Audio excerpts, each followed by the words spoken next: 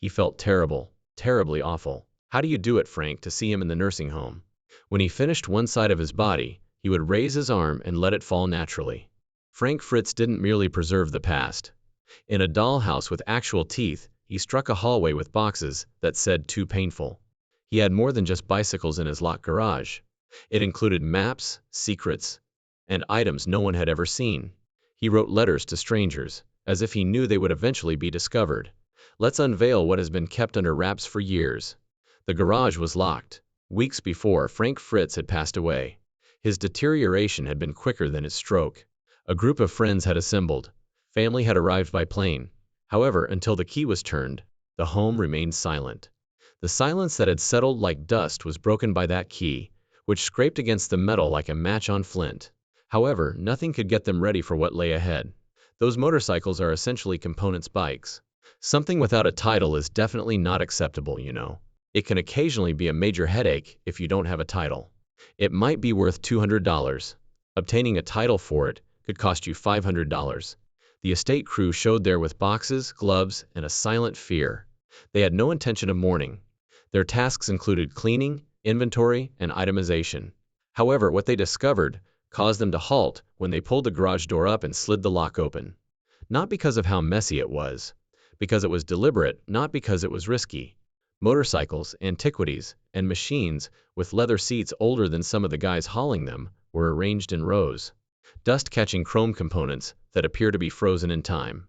They appeared to be waiting and protecting something as they stood at close quarters. Handlebar to handlebar. The Harley-Davidsons in the first row were vintage models, with rust motifs that appeared to have been painted on. A shelf behind them was filled with boxes, fire helmets, brass nozzles, red and peeling buckets, and a length of rope with the words Chicago 1922 tagged on it.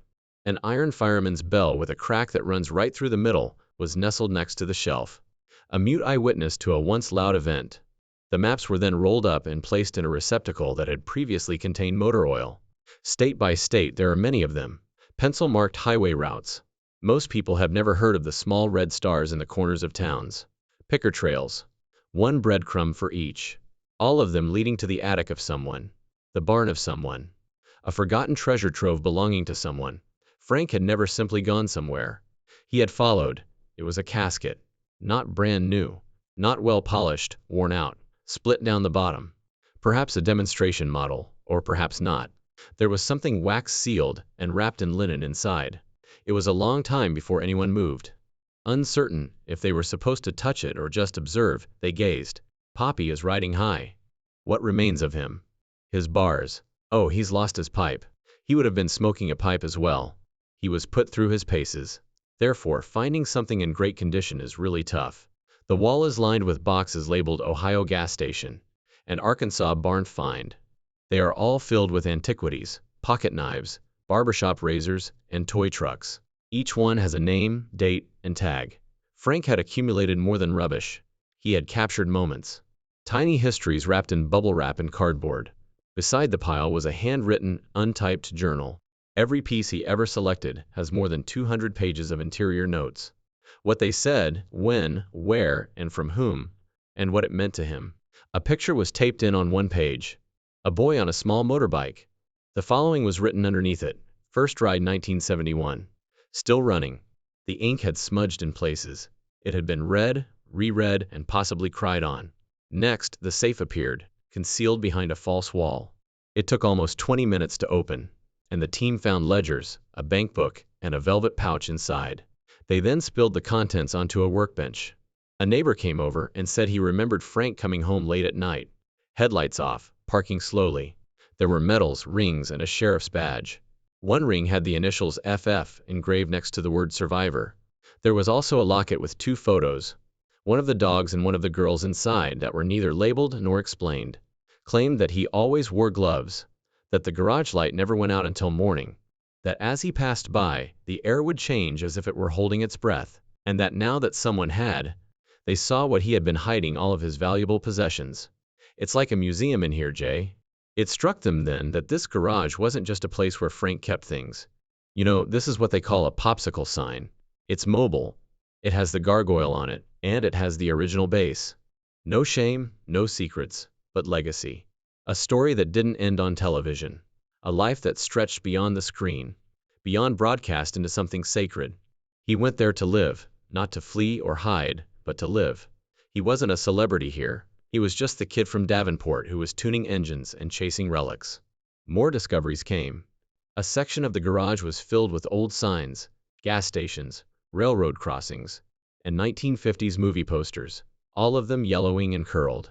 Behind those, there was another door. The dust was disturbed, and they discovered crates sealed with rope, numbered and matching a master list inside the journal. One crate was labeled with a haunting title, a reference to an episode that had never aired, and they opened it. This one was smaller, built into the wall, and led to a crawl space that was barely tall enough to stand in. But someone had obviously been there frequently. Instead, they photographed each box, made a list, cataloged every item, and had a vintage dollhouse burned on one side, a tin lunchbox full of war pins, a cracked photograph, a broken photo frame, and a letter underneath. A local museum offered to take some of the items. That night, someone lit a candle and left it by the garage. The wind knocked it over, and it burned for a few minutes before going out. It seemed over until they moved the room behind the wall. Some were sent to friends, fans, and people whose names were written in the margins of his notes. People he had never met but never forgotten. The estate team believed they had seen everything by the second morning. The motorcycles, the old signs, the boxes with labels. Each artifact revealed a story about a man who had dedicated his life to gathering echoes. But there was still a sense that the garage itself had more to say, if only someone had the right question. One of the team members asked that question after noticing the bookshelf in the rear corner. It was too neat and square, and while the rest of the garage was marked by dust, rust, and fingerprints from decades ago, this shelf appeared to have been put there just yesterday. They moved the shelf, bracing for rodents or mold or nothing at all, and discovered a panel, plywood painted to blend in, secured with 4 tiny screws that slid out without a hitch. Behind it, a brief note, written in Frank's distinctive hand, was taped to the wall, asking them to look behind the books, and hinting that history doesn't always rest in plain sight. There was a narrow hallway behind the panel, not included in the official house plans, but carefully and stealthily carved out, barely wide enough for one person to walk sideways, with a worn-out rug covering the floor, insulation lining the walls, and a faint smell of gasoline, paper, and something floral, something preserved. The team found a second room at the end of the hallway, 10 feet wide by 15 feet long, with no windows or vents, just a single overhead bulb casting an amber glow across walls lined with pegboards, locked cabinets, and carefully arranged shelves. Yes, and there are things in them, but sadly, water got in them during the flood, and a lot of the things are ruined. There was a steel table in the middle of the room with a map of the United States etched on it. Dozens of small flags, each with a color code blue, red, and green, and a yellowed index card were attached to it. Some of the flags listed addresses, while others made reference to odd hints, such as a barn without doors in South Dakota, or a whispering junkyard in Missouri, which had not yet been verified. One cautioned against the place completely, stating that it had a very eerie vibe. Within the first box, the one identified by its excruciating weight, they discovered homemade, non-commercial VHS tapes, each with intensely personal references written in thick black marker. A father's last ride. A spring haul from 1991, the year that everything changed. They brought in a TV with a built-in player and hit play on one tape, which had no appropriate label, just a strip of blue tape with one frightening word, telling them to stop, and they watched as the tape flickered and static. Younger arrived with a smile that didn't quite reach his eyes. Frank stood in the corner, staring into the camera, and for a moment, barely a heartbeat, he cried. The tape was cut out. They didn't watch another. He was standing in a forest, slowly spinning the camera in a circle. There was no sound, just movement. Then a garage appeared in the frame, neat and orderly. Photo albums of people, faces unknown to the team, some laughing, some serious, some caught in mid-motion, each with first names scrolled on the back. Some with dates, some without, were discovered in the next box, the one marked with hesitation and unreadiness. At the bottom of one album, taped inside the back cover, was a handwritten message that implied anyone who had made it this far had discovered the essence of the man who left it behind. There was a folder hidden under the albums, full of papers, letters never sent, sketches of motorcycles never built, and receipts from places the team couldn't track down. Over the years, I've picked a lot of odd places and met some really interesting people. But I've never met anyone who has stored stuff in caskets.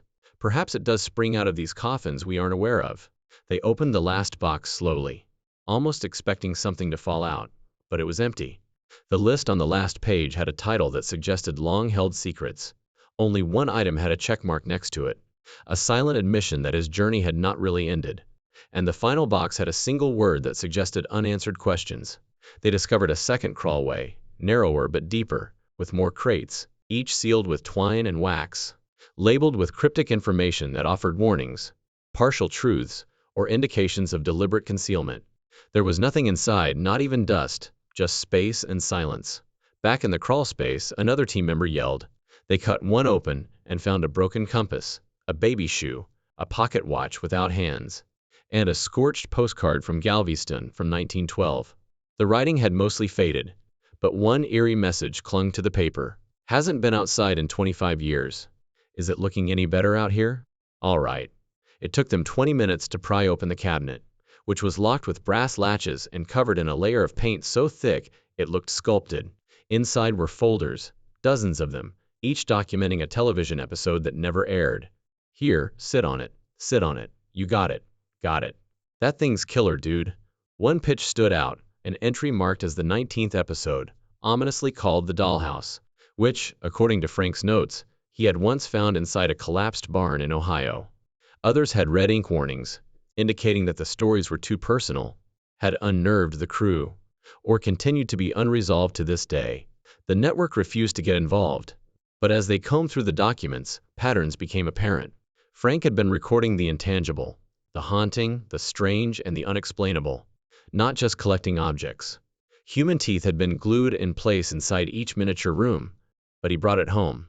By dusk, the second room was completely cataloged, but no one felt finished. They had not found answers, but they had discovered more questions. The garage had been about memory, and the second room was about the truth. The things that didn't fit into neat boxes or cable schedules weren't just rejects. They were evidence. Someone had found a secret drawer under the steel map table back near the entrance, and inside was one envelope, unsealed, with Frank's name written on the outside in someone else's handwriting.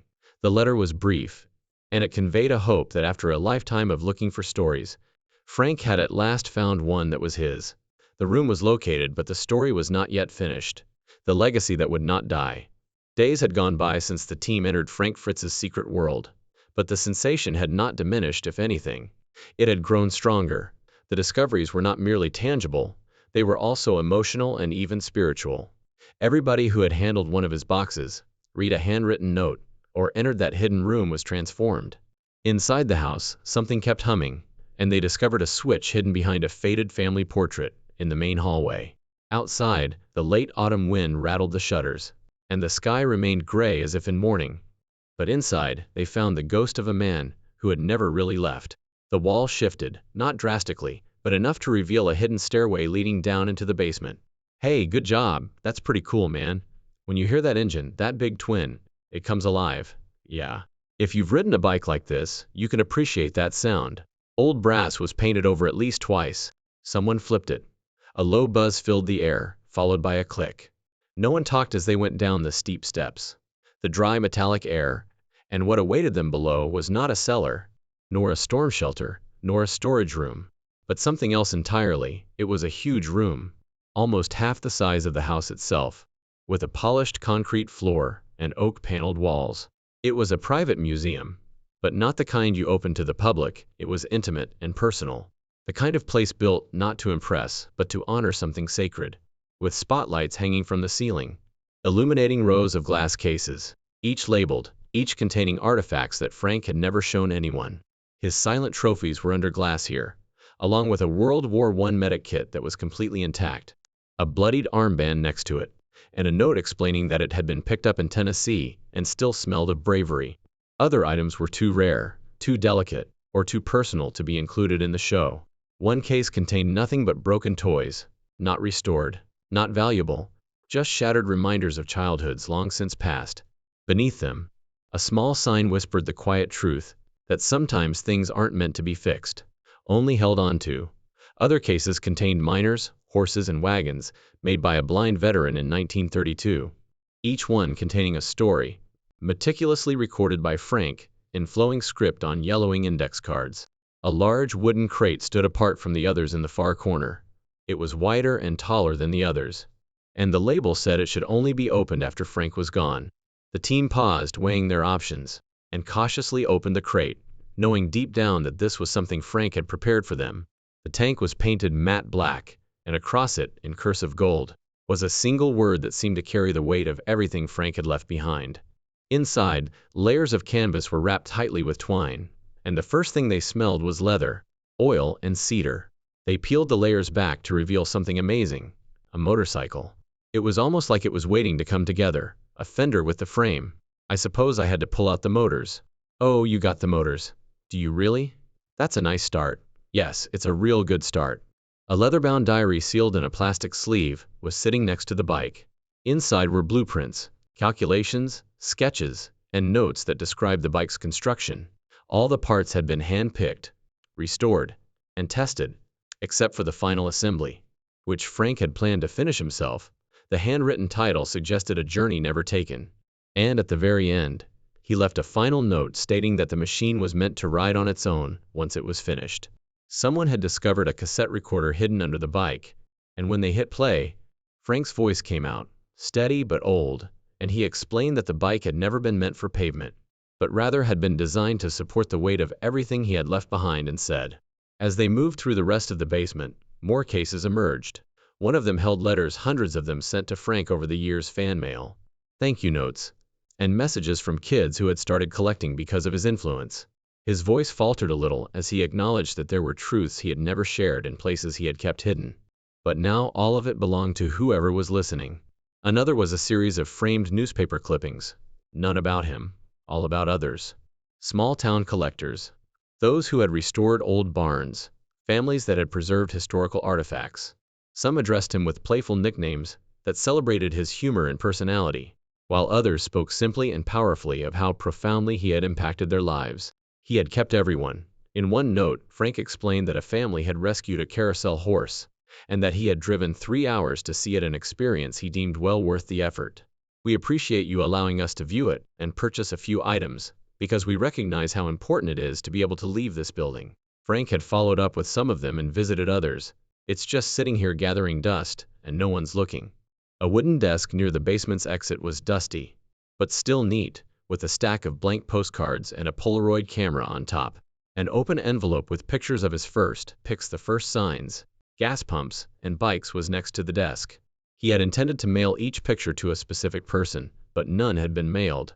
One team member picked up a 1990 Sinclair gas sign photo, and on the back, in shaky handwriting, was a note about how Frank had discovered it with his father, who threw it away as junk. However, they discovered an obituary in the desk's corner drawer that wasn't Frank's. It belonged to a woman the team didn't know, Lillian Joyce, and it was clipped, underlined, and annotated. Frank had circled her birth date and left a note explaining that she had given him his first bike, a moment he vowed never to forget. A pressed flower lay beside it, dry but undamaged. In the last cabinet, behind a dusty canvas, they discovered a final surprise, an unfinished acrylic painting of Frank riding a bike through a cornfield, head tilted back, eyes closed, with no facial details, just motion, freedom. The essence of the picture was encapsulated in a scrolled note beneath the painting, an attempt to convey the feeling of that moment. They left the basement in silence, with no clamor or hasty packing, only silence and respect. The home behind them was still there, but it no longer seemed like a house. Dusk was creeping in outside, and the first star blinked through the clouds. It was something more, a monument made of time, work, and heart rather than marble. What if Frank's death was due to what he discovered in that house, rather than a stroke? Please share your thoughts in the comments section, and remember to like and subscribe for more.